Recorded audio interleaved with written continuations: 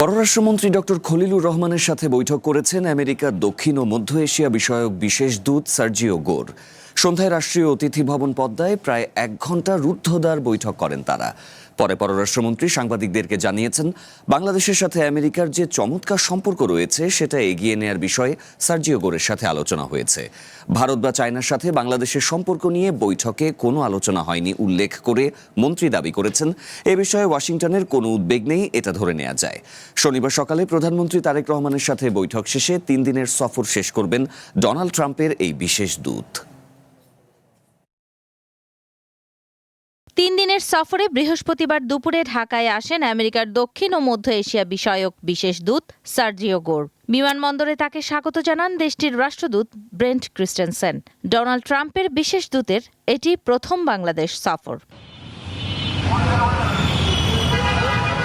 পররাষ্ট্রমন্ত্রী ডক্টর খলিলুর রহমানের সাথে বৈঠক করতে বিকেল 5:30টার পর রাষ্ট্রীয় অতিথি ভবন পদ্মায় যান সার্জিও গোর।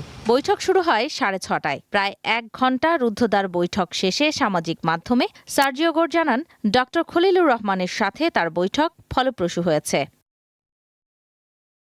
এরপর রাতে পররাষ্ট্র মন্ত্রণালয়ে সাংবাদিকদের মুখোমুখি পররাষ্ট্রমন্ত্রী ডক্টর খলিলুর রহমান জানান, ঢাকা ওয়াশিংটন সম্পর্ক ইতিবাচক অগ্রগতির দিকেই আছে। বাণিজ্য, বিনিয়োগ, জ্বালানি সহ বিভিন্ন বিষয়ে সার্জিওর সাথে তার আলোচনা হয়েছে।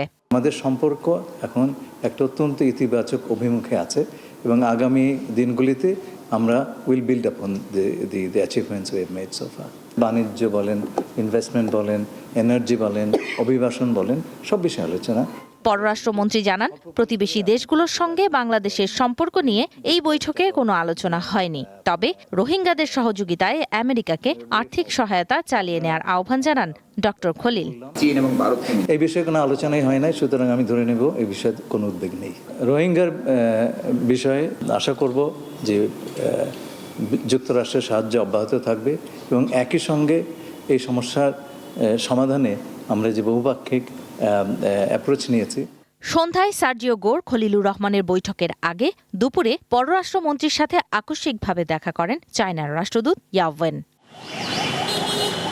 Sumi Rahman, One News, Dhaka.